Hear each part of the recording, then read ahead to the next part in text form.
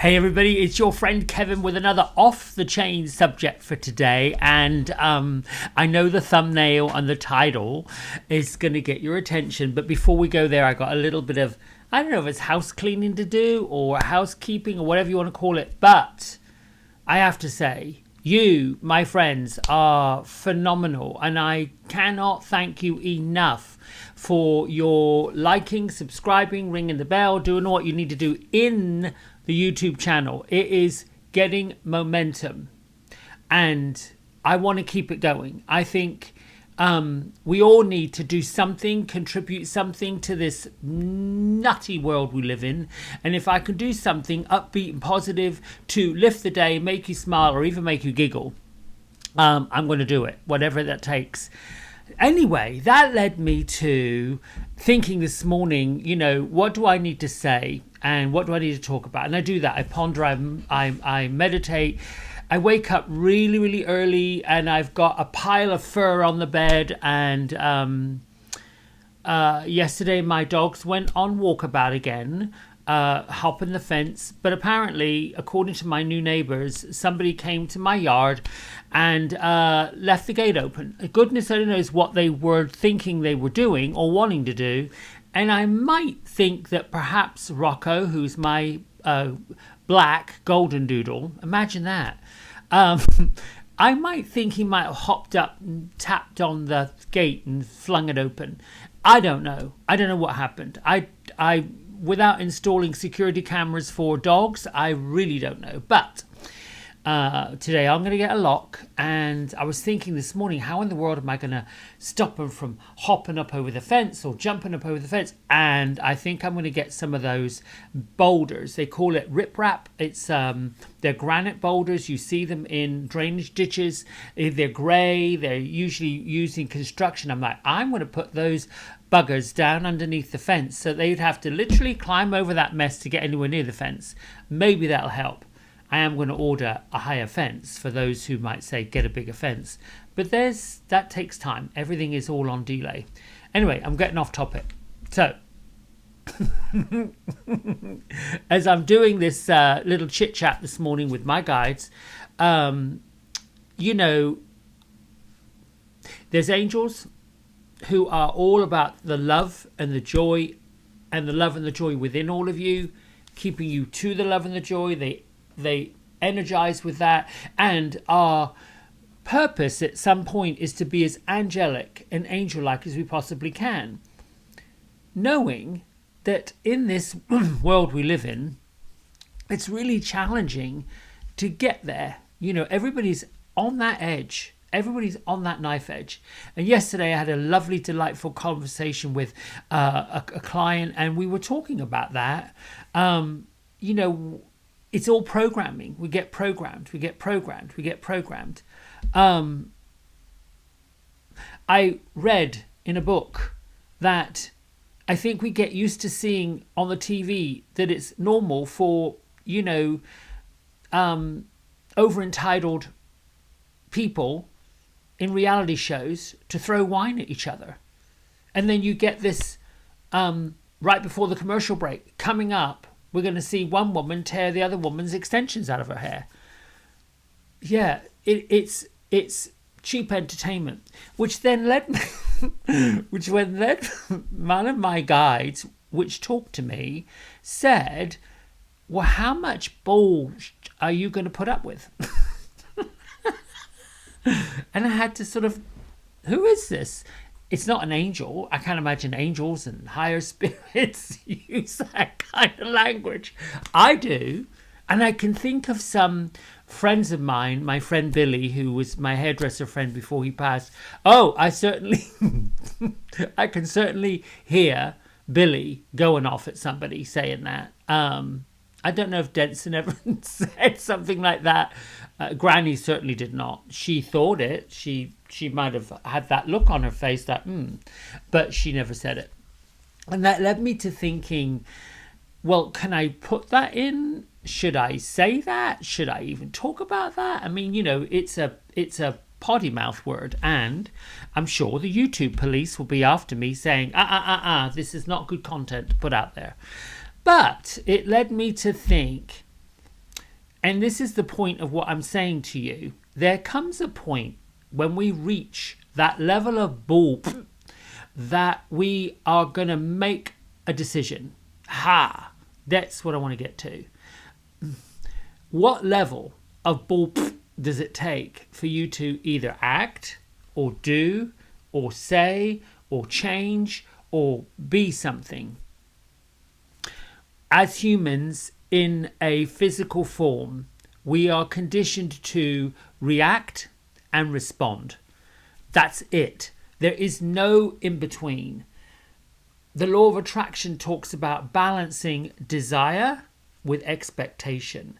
But then there's this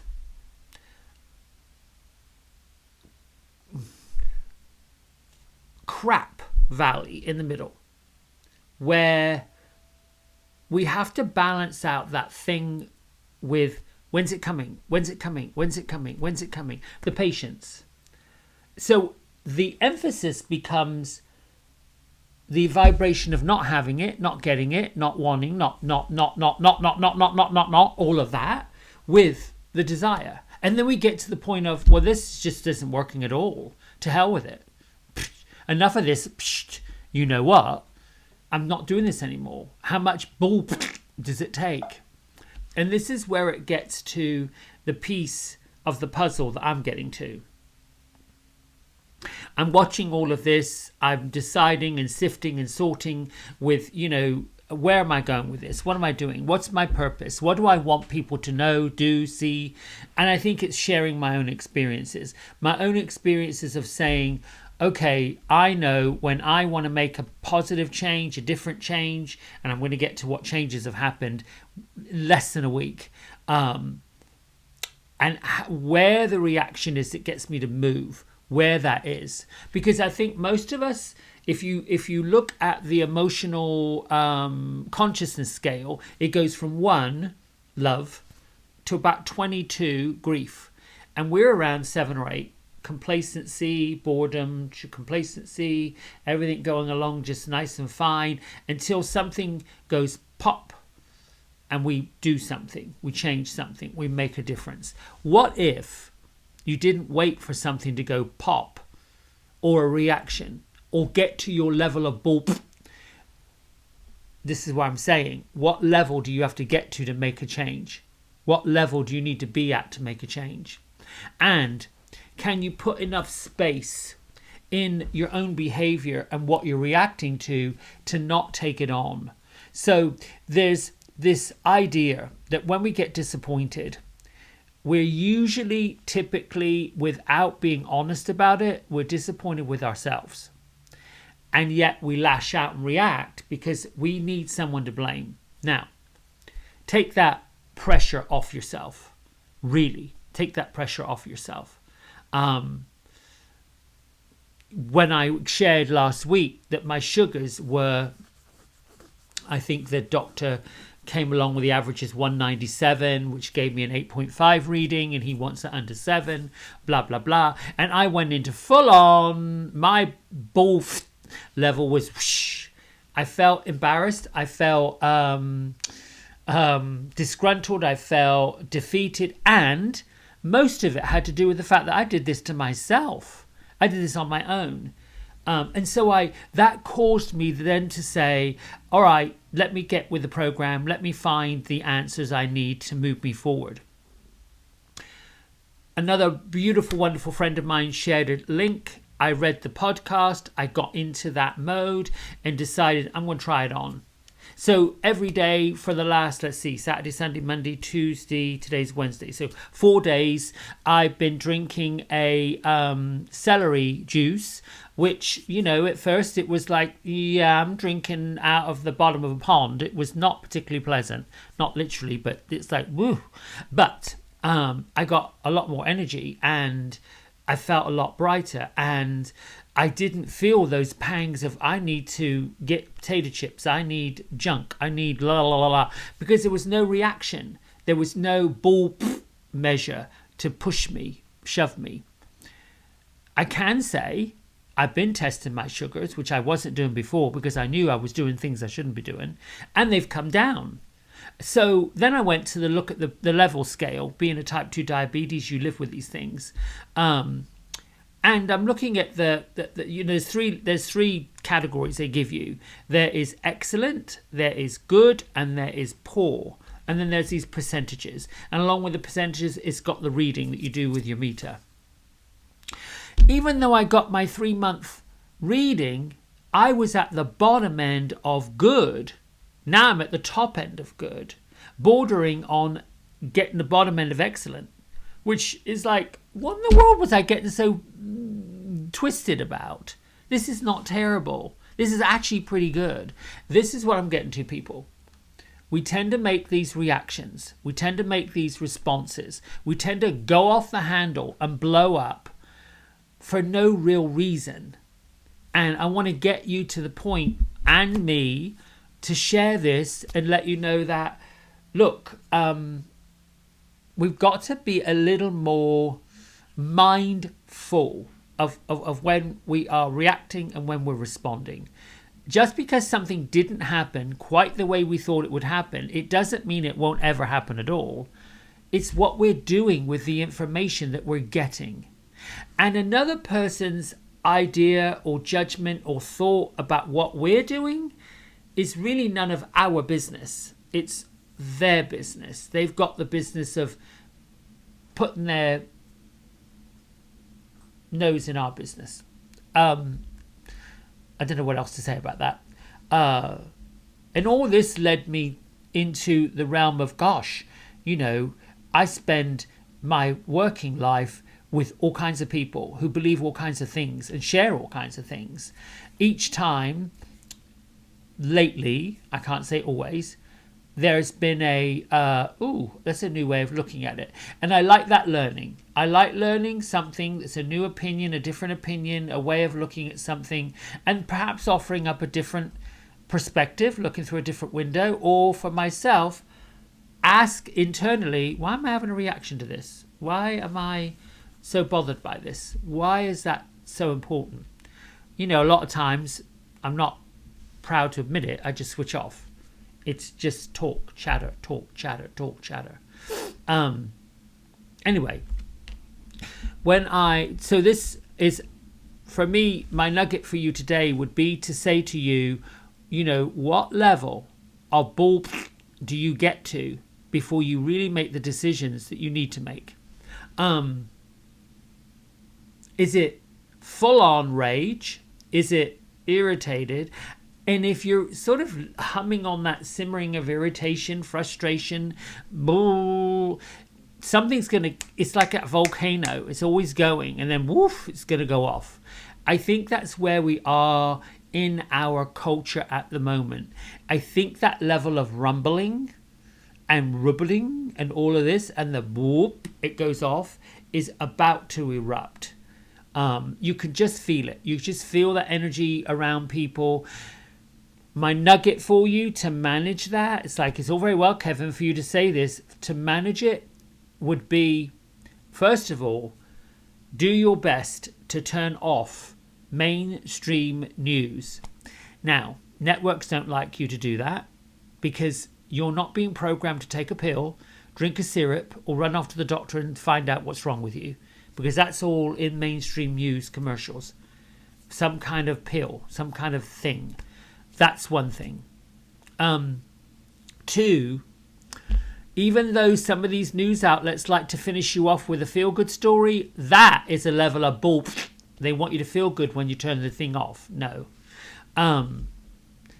For me, it is watching entertainment that lifts me up, that opens me up, that lights me up, that gets me to where I feel better. And isn't that really what we want? Certainly in the spiritual world, that's what angels want. That's what your ancestors want. I've said it over and over and over again. Your aunt, your grandma, your uncle, your this, your that, that's on the other side is saying, good gosh, live your life fully, completely, enjoy it all, do it all, have it all, be all you can be. And there's another video I want to do about how powerful we really are and how we just don't even use it. I was sharing yesterday briefly, I didn't know all this was possible I didn't know what cameras did, lights, all this stuff a year and a half ago. If you'd said I'd be doing this, I would have said, yeah, it's all right for them. I'm not sure I'm up for that. And those of you who know me personally know it took me hours and hours and hours, and my ball level was through the roof sometimes because I just couldn't get it to work, couldn't get it to do it. But I still kept going it. One step at a time, one foot in front of the other, and enough pause for yourself. Understand. They say you're 1 in a million. Well, we've got over 3 trillion cells within our body, right? We'll just use this as an example. Each cell has a mind of its own, yet each cell works along with the other cells to tell the other cells what to do, digest food, understand what smells are, all these things. Your body, your physical body, is an extension of you, your thoughts, your feelings, all of these things, it all works together, but we're not really conscious of it. What we are conscious of is how we react and respond to things. So the next time, you're watching this show or you're watching something, just take a little mind trigger on, is this really entertaining me, or is this just on because I'm bored and I want something to watch? And it could be habit. It really could be habit. For many years, I've watched these 2 English stories, soaps, whatever you want to call them. And I've recently realized this is real life playing out on the television. Why do I even care? Why do I even care about their ratings, about this story, about whether or not they're going to win the next Soap Opera of the Year award? I really don't. So these are the growth. This is the expansion. This is where we go. This is how we learn, how we experience things. We just grow past it and get through it. All right, that's enough chit chat about all that. Incidentally, today is the 2nd of February 2022, or the 2's 22, which means duality, the coming together of it, the working together. Now, incidentally, on the 22nd of February 2022, we have a full moon in Leo. Now, I'm not an astrologer. I know some good astrologers, and I'm curious, like all of you are, about, well, something's going to happen. We're not really sure what, but it's magical. We're also entering, as of yesterday, the Chinese year of the water tiger. I think that's what it is. Now, I'm a Chinese year of the tiger, but I don't know what a water tiger is. But, somebody was yesterday talking about what happens in these years, these Chinese astrology. They were saying, the year of the rat was 2008. I think the year of something else. And all these events that happened on a global level, not just a national level, but a global level. A global level is something happening that affects the world. And it's quite interesting how, as human beings on this planet, we might be separated by oceans and nations, but our consciousness is now beginning to sort of take on this more of an even way of being. And I think at some point, I'd like to believe, I don't know if it's true, we'll get to the point where we've had enough of this bull scale that we'll start to be a little kinder. And I'm hoping in this lifetime we can spread enough light, spread enough love, spread enough joy, spread enough upbeat stuff, spread enough of the Betty White glitter around to alter the vibrational level of the entire planet. I believe that's possible, but not until it almost becomes disgraceful to be disrespectful. Think about how disgraceful it is to be disrespectful. All right, just saying. Let's get on with our reading, our card, and then I feel good about saying all that, sharing all that. All right, then. Father in the sky, Mother in the earth, angels, ancestors, ascended masters, spirit guides, all of you, thank you, thank you, thank you, thank you for reminding us that you're here and for revealing to all of us what we need to know through these cards. It is my intention to deliver a message through you and these oracle cards for the highest good of me and everyone else on the planet. So be it, so shall it be, and off we go. Let's just grab a card. Boom. Oh, romance and connection. How interesting is this? Right on the heels or the beginning of Valentine's. Look at that. Let me just tune in real quick. Here we see two beautiful angels that have come together. And interestingly enough, how this card should show up on the 2nd of February 2022. Duality, romance, the coming together of people. Now, partnerships don't have to be sexual or romantic. They can also be a way of coming together where you collaborate on something big. You know, we can do many things on our own. We can be pretty dynamic. But when we tune in, tap in and turn on to the energies of other people that are really in alignment with our own energies, we're off the charts. So romance and connection. Think about the connections that you have in your world, and the angels are showing up, I believe, to open your heart to other people that think like you, are like you, or be open to it. Let's hear or read what Kyle has to say in his guidebook. These are from Kyle Gray's Angel Guide Oracle deck with images by Jennifer Hawkyard. Incidentally, I did find the images from Angel Prayers Oracle. It is Jason McCready, and that deck was Kyle Gray's first deck that I think he published. So I had to dig deep on the back cover to find out who the illustrator was. Now he gives credit to all of his illustrators. All right, your message from this card.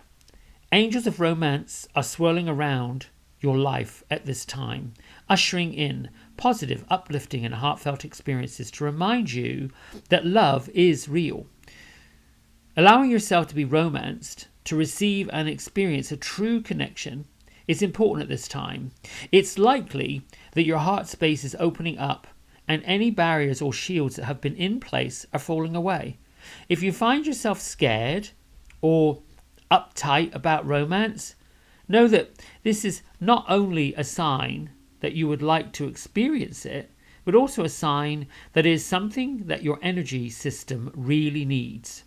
Your angels are guiding you to begin seeing yourself as loving and deserving of love. Know that you have much goodness and light to offer others in the world.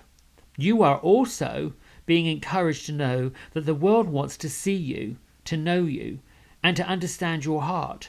All of this is only possible with your permission. And why not give it now? The extended message is this. The energy of romance is increasing in your life at this time. If you're already in a relationship, this could mean that you've got an opportunity to connect more deeply and share intimacy and love. If your relationship hasn't been the main focus or priority of your heart for a while, your angels are encouraging you to make time for it. If you have a new relationship unfolding or there's a potential for a new relationship to unfold, angels will help you move forward towards it right now. Call on divine love from the universe, invite it to open your heart, and then be willing to receive interest and love from others. Whatever the reason for this card appearing, this is a time to enjoy and be enjoyed in a loving way.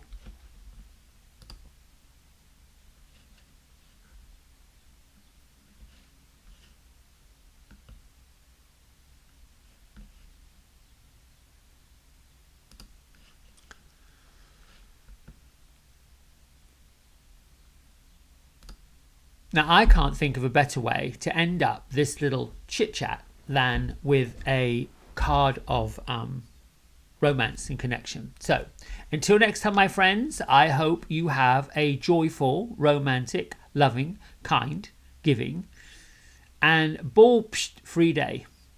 Bye.